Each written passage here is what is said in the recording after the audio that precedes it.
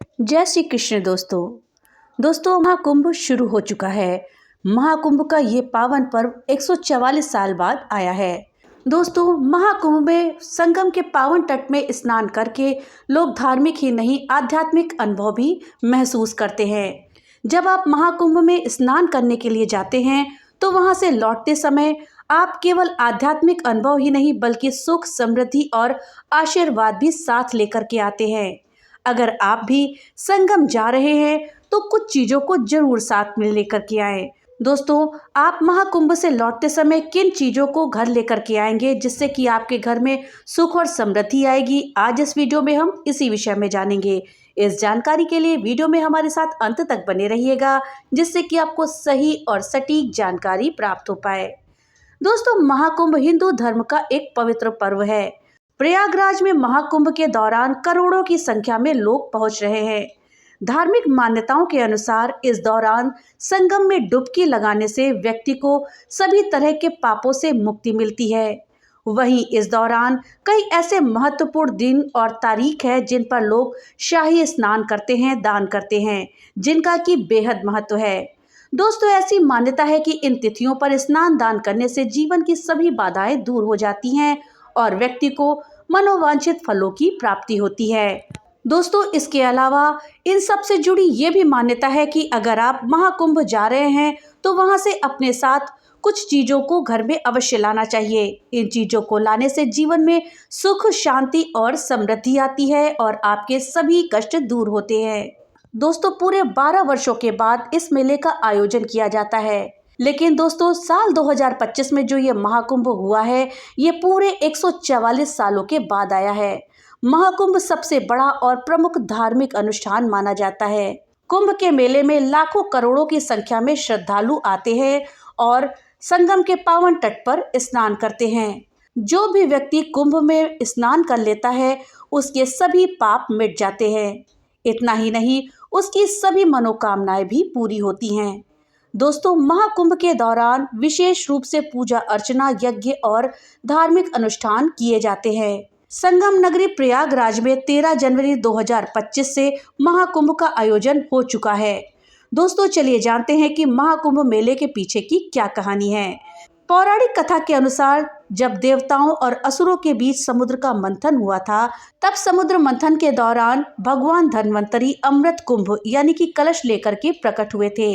देवताओं के संकेत पर इंद्रपुत्र जयंत अमृत से भरा हुआ कलश लेकर के बड़े भागने लगे और असुर जयंत के पीछे पीछे भागने लगे। अमृत कलश की प्राप्ति के लिए देवताओं और दैत्यों के बीच 12 दिन तक भयंकर युद्ध हुआ। माना जाता है कि देवताओं का एक दिन मनुष्य के 12 वर्षों के बराबर होता है। इस युद्ध के दौरान जिन जिन स्थानों पर कलश से अमृत की बूंदें गिरी थी वहां पर कुंभ के मेले का आयोजन होता है। अमृत की बूंदें प्रयागराज, हरिद्वार, उज्जैन, नासिक इन 4 जगहों पर गिरी थी। इन चारों स्थान पर कुंभ मेले का आयोजन होता है। दोस्तों अब आइए जानते हैं कि कुंभ मेले का क्या है महत्व। महाकुंभ में स्नान करने से व्यक्ति के सभी पाप धुल जाते हैं और स्नान करने से मोक्ष की प्राप्ति भी होती है। इसके अलावा कुंभ मेले का आध्यात्मिक ज्ञान, सांस्कृतिक आदान प्रदान और सामाजिक समरसता का भी प्रतीक है। लोग आध्यात्मिक ज्ञान और मानसिक शांति के लिए कुंभ मेले में आते हैं और महाकुंभ में नागा साधु से लेकर के अन्य अलग बड़े बड़े संत पधारते हैं, जिनका की आशीर्वाद लेने के लिए लोग दूर दूर से कुंभ में आते हैं। दोस्तों चलिए अब जानते हैं कि कौन सी शुभ चीजें हैं जिनको कि घर में लाना चाहिए महाकुंभ से आते समय। दोस्तों वीडियो में आगे बढ़ने से पहले आपसे एक छोटी सी रिक्वेस्ट है कि अगर अभी तक आपने वीडियो को लाइक नहीं किया है तो कृपया वीडियो को लाइक कर दें और ज़्यादा से ज़्यादा शेयर करें, जिससे कि ये जानकारी अधिकतर लोगों तक पहुंच पाए। और हाँ, अगर चैनल पे पहली बार आए हैं तो कृपया चैनल को सब्सक्राइब कर दें और बेल आइकन दबाना ना भूलें, जिससे कि मेरी वीडियो सबसे पहले आप तक पहुँच सके। तो चलिए वीडियो में आगे बढ़ते हैं। दोस्तों इन शुभ चीज़ों में सबसे पहली है संगम की पवित्र मिट्टी। त्रिवेणी संगम की मिट्टी को अत्यंत ही पवित्र और शुभ माना गया है। मान्यता है कि संगम से लाई गई पवित्र मिट्टी में सकारात्मक ऊर्जा होती है जो कि घर के वातावरण को शांतिपूर्ण बनाती है और घर में पॉजिटिव एनर्जी का प्रवाह बढ़ता है जो कि घर के वातावरण को शुद्ध कर देती है। जिससे कि घर में शांति बनी रहती है। सकारात्मक ऊर्जा का प्रभाव घर में बढ़ने से घर में सुख समृद्धि आती है। गंगा तट की मिट्टी को बेहद ही पवित्र और शुभ माना गया है। अगर आप महाकुंभ में शामिल होते हैं तो आपको गंगा तट से थोड़ी सी मिट्टी घर में अवश्य लानी चाहिए। इस मिट्टी को आप तुलसी के पौधे में डाल सकते हैं या फिर पूजा के स्थान पर रख सकते हैं। घर में पवित्र घाट की मिट्टी का होना बेहद ही शुभ माना गया है। इससे आपको घर में चल रहे वास्तु दोष से भी मुक्ति मिलती है। दूसरी जो महत्वपूर्ण चीज घर में आपको संगम से लौटते वक्त लानी चाहिए वो है तुलसी की माला और रुद्राक्ष। दोस्तों, रुद्राक्ष और तुलसी की माला को हिंदू धर्म में अत्यंत ही पवित्र माना गया है। प्रयागराज में कुंभ नहाने के बाद आपको इन चीज़ों को भी अपने घर में वहां से अवश्य लाना चाहिए। इन चीज़ों को घर में लाने से घर की नकारात्मकता दूर हो जाती है और घर में सकारात्मक ऊर्जा आती है। अगर आपको किसी साधु सन्यासी से रुद्राक्ष की माला मिल जाए तो समझ लीजिए आपका जीवन संवर गया। अगर ना भी मिले तब भी आपको इसे खरीद करके घर में जरूर लाना चाहिए। दोस्तों, अब आइए जानते हैं तीसरी कौन सी चीज है जो कि आपको प्रयागराज में स्नान करने के बाद कुंभ से लानी चाहिए। वो चीज है त्रिवेणी घाट का जल। जी हाँ दोस्तों, त्रिवेणी घाट का जल। प्रयागराज में त्रिवेणी घाट में डुबकी लगाने का बहुत महत्व है। साथ ही आपको त्रिवेणी घाट के जल को भी प्रयागराज से अपने घर में अवश्य लाना चाहिए। त्रिवेणी घाट में गंगा, यमुना और सरस्वती इन 3 नदियों का संगम है। अगर आप इस जल को घर पर रखते हैं तो कई प्रकार के ग्रह दोष और वास्तु दोष से आप बच सकते हैं। साथ ही इस जल का उपयोग आप धार्मिक कार्यों के दौरान भी कर सकते हैं। त्रिवेणी घाट के जल में नहाने से आपको सभी प्रकार के दोषों से मुक्ति मिलती है और आपके मन को शांति मिलती है। अब आइए जानते हैं कि आपको चौथी कौन सी ऐसी चीज है जो कि महाकुंभ में स्नान करने के बाद अपने घर में लानी चाहिए। वो है पुष्प अर्थात फूल, जो कि आपको महाकुंभ से घर में अवश्य लाना चाहिए। दोस्तों, आपको त्रिवेणी घाट में या किसी मंदिर में पुष्प अवश्य मिल जाएंगे। वहाँ किसी साधु सन्यासी से अगर आपको कोई पुष्प मिल जाए तो इसे उनका आशीर्वाद मानना चाहिए। ऐसा बहुत ही शुभ माना जाता है। धार्मिक मान्यताओं के अनुसार महाकुंभ से लाए गए पुष्प से आपके घर में सुख और शांति आती है और घर के ग्रह दोष दूर होते हैं, जीवन में संतुलन लौट आता है। दोस्तों, आपको महाकुंभ से पुष्प ला करके अपने घर के जो भी आपका लॉकर हो या आपका पैसे रखने की जगह हो वहाँ पर उसको रख लें। ऐसा करने से आपके घर में दरिद्रता दूर हो जाएगी और धन लक्ष्मी की कृपा होगी। दोस्तों, आपको महाकुंभ से शिवलिंग या फिर पारस पत्थर भी अवश्य लाना चाहिए। इसे घर के पूजा स्थल पर स्थापित करने से परिवार में सुख, शांति और सौभाग्य आता है। ये धार्मिक प्रतीक न केवल आध्यात्मिक ऊर्जा देता है बल्कि जीवन में आने वाली सभी परेशानियों को दूर करता है। दोस्तों, अगली चीज है प्रयागराज में त्रिवेणी संगम के साथ ही कई पवित्र मंदिर भी हैं। कुंभ में स्नान करने के बाद इन मंदिरों के दर्शन करने से ही आपकी यात्रा पूरी मानी जाती है। आपको भी कुंभ स्नान के बाद किसी न किसी पवित्र मंदिर अवश्य जाना चाहिए और वहां से भोग प्रसाद को अपने घर लाना चाहिए। महाकुंभ के दौरान मंदिरों में बने भोग को दिव्य भोग कहा जाता है। इस भोग को अगर आप अपने घर में लाते हैं तो इसे बहुत ही शुभ माना जाता है। इसके साथ ही जो भी स्त्री पुरुष या आपके घर के जो सदस्य कुंभ नहीं जा पाते हैं बाई चांस, तो आप वहाँ से भोग ला करके अपने घर के सदस्यों में जब बांटते हैं तो उससे उन्हें भी उतना ही पुण्य प्राप्त होता है जितना कि आपको वहाँ स्नान करके प्राप्त होता है। दोस्तों, अगली वो चीज जो कि आपको महाकुंभ से लानी चाहिए वो है पवित्र भस्म। मान्यता है कि महाकुंभ से लाई गई पवित्र भस्म को माथे पर लगाने से बुरी से बुरी शक्तियां और नकारात्मक ऊर्जा दूर हो जाती है। इस पवित्र भस्म को घर में ला करके घर के पूजा स्थल पर रखना चाहिए। इससे घर में सुख समृद्धि का वातावरण होता है और पवित्रता आती है। साथ ही भगवान शिव की कृपा भी आप पर बरसती है।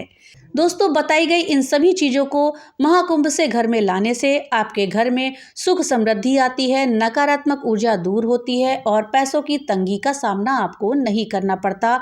माता लक्ष्मी की कृपा आप पर बरसती है। दोस्तों, महाकुंभ केवल एक धार्मिक आयोजन नहीं है बल्कि ये आत्मा को शुद्ध करने वाला और जीवन में नई ऊर्जा भरने वाला अवसर भी है। यहाँ आने वाले श्रद्धालु न केवल स्नान करते हैं बल्कि संतों के प्रवचनों और धार्मिक अनुष्ठानों में भी भाग लेते हैं। महाकुंभ से लाई गई चीजों में सुख, शांति, समृद्धि का आशीर्वाद होता है। अब आइए जानते हैं कि मानसिक रूप से अशांत व्यक्तियों के लिए क्या उपाय है महाकुंभ के दौरान, अर्थात जिन लोगों को मानसिक अशांति रहती है, परेशान रहते हैं, उनको महाकुंभ के पर्व के दौरान कौन सा उपाय करना चाहिए। दोस्तों, अगर आप मानसिक रूप से बहुत परेशान रह रहे हैं, आपको शांति नहीं मिल रही है, तो आपको ऐसा करना चाहिए कि महाकुंभ के समय में जो भी सोमवार पड़े उस समय संगम पर या फिर किसी पवित्र नदी में स्नान करें। उसके बाद देवताओं का पूजन और पितरों का तर्पण करें। उसके पश्चात सफ़ेद चंदन, चावल, सफ़ेद फूल, धूप, दीप, सफ़ेद वस्त्र आदि से चंद्रमा की पूजा करें। दोस्तों, ये कार्य अगर आप पूर्णिमा के दिन करें तो बहुत ही अच्छा होगा। इसके साथ ही आपको चाहिए कि आप 9 रत्ती का मोती ले लें और सोमवार के दिन दाहिने हाथ की सबसे छोटी उंगली में चांदी की अंगूठी में जड़वा करके प्राण प्रतिष्ठा करवा करके धारण करें। इसके अलावा अगर आप अधिक लाभ चाहते हैं तो आप गले में अर्धचंद्राकार रूपी लॉकेट में मोती जड़वा करके धारण करें। मोती 9 रत्ती का ही धारण करें। ऐसा करने से आपको मानसिक शांति मिलेगी। दोस्तों, चलिए अब जानते हैं कि महाकुंभ में स्नान के बाद आपको क्या करना चाहिए, अर्थात जब आप महाकुंभ में स्नान कर लें उसके बाद आप क्या करें। दोस्तों, आप जैसा कि जानते हैं कि महाकुंभ का पर्व 13 जनवरी से लेकर के 28 फरवरी तक चल रहा है, जिसमें कि 6 शाही स्नान भी हो रहे हैं, जिसमें 26 फरवरी को अंतिम शाही स्नान होगा। ऐसे में आप लोगों को ये जानना बेहद ज़रूरी है कि आपको स्नान करने के बाद कौन कौन से मंदिरों में दर्शन करना चाहिए। उन मंदिरों में दर्शन के बिना आपका महाकुंभ का स्नान अधूरा माना जाता है। तो दोस्तों, चलिए जानते हैं वो कौन कौन से मंदिर हैं जहां पे आपको दर्शन करना है। इसमें पहला है लेटे हुए हनुमान जी का मंदिर। दोस्तों, पौराणिक काल से बजरंगबली का नाम चमत्कारों से जुड़ा हुआ है। हमारे देश में हनुमान जी के जगह जगह कई सारे मंदिर हैं। इन्हीं में से एक मंदिर है लेटे हुए हनुमान जी का। इसकी प्रतिमा की लंबाई करीब 20 फीट बताई गई है। कहा जाता है कि संगम के स्नान के बाद इनके दर्शन करना बेहद ही जरूरी है। अगर आप इनके दर्शन नहीं करते हैं तो आपका आना व्यर्थ है, अर्थात आपके जो स्नान है वो अधूरा माना जाता है। दोस्तों, ऐसा कहा जाता है कि जब लंका से बजरंगबली लौट रहे थे तो उन्होंने यहाँ पर विश्राम किया था। मंदिरों की श्रृंखला में दूसरा है नाग वासुकी मंदिर। प्रयागराज में संगम तट के उत्तर दिशा में प्राचीन नाग वासुकी मंदिर है। पौराणिक कथाओं के अनुसार समुद्र मंथन के बाद देवताओं और असुरों ने नाग वासुकी को सुमेरु पर्वत रस्सी जैसा लपेटा था, जिसके कारण नाग वासुकी घायल हो गए थे और फिर भगवान विष्णु ने उन्हें प्रयागराज में इसी जगह पर आराम करने को कहा था। इसी वजह से इसे नाग वासुकी मंदिर कहा जाता है। माना जाता है कि प्रयागराज आने पर तीर्थयात्रियों की यात्रा तब पूरी होती है जब वो नाग वासुकी मंदिर के दर्शन करते हैं। तीसरा मंदिर है अलोपी मंदिर। दोस्तों, माँ दुर्गा के कई रूप हैं जिनके दर्शन के लिए शक्ति पीठों में श्रद्धालुओं की भीड़ लगी रहती है। देवी के इन्हीं पीठों में एक मंदिर संगम नगरी में भी मौजूद है। यहाँ माँ दुर्गा की मूर्ति के रूप में पूजा नहीं होती, बल्कि यहाँ चुनरी में लिपटे एक पालने की पूजा होती है। यहाँ माँ दुर्गा को अलोप शंकरी देवी के रूप में जानते हैं। कहा जाता है कि माँ सती के दाहिने हाथ का पंजा यहाँ गिरा था, जो विलुप्त हो गया था। इस कारण इस मंदिर का नाम अलोप शंकरी पड़ा। स्नान के बाद इस मंदिर में हमें जरूर आना चाहिए। दोस्तों, अगला है अक्षय वट, जो कि प्रयागराज में स्थित है। पुराणों के अनुसार प्रलय के समय जब समूची पृथ्वी डूब जाती है तो वट का एक वृक्ष ही बचता है, वही अक्षय वट है। इसे सनातनी परंपरा का संवाहक भी कहते हैं। इसके एक पत्ते पर ईश्वर बाल रूप में रहकर सृष्टि को देखते हैं। इस वृक्ष का उल्लेख कालिदास और चीनी यात्री ह्वेनसांग ने भी किया है। ये अक्षय वट प्रयागराज में अकबर के किले में स्थित है। इस वट वृक्ष का ऐतिहासिक और धार्मिक महत्व है। दोस्तों, जब हम प्रयागराज में महाकुंभ में स्नान करने के लिए आते हैं तो हमें इस वृक्ष के दर्शन करना भी आवश्यक होता है। तो दोस्तों, ये थी जानकारी महाकुंभ से जुड़ी हुई। जानकारी आपको कैसी लगी हमें कमेंट बॉक्स में लिख करके जरूर बताइएगा। तो मिलते हैं अगली नई वीडियो के साथ, तब तक के लिए राधे राधे।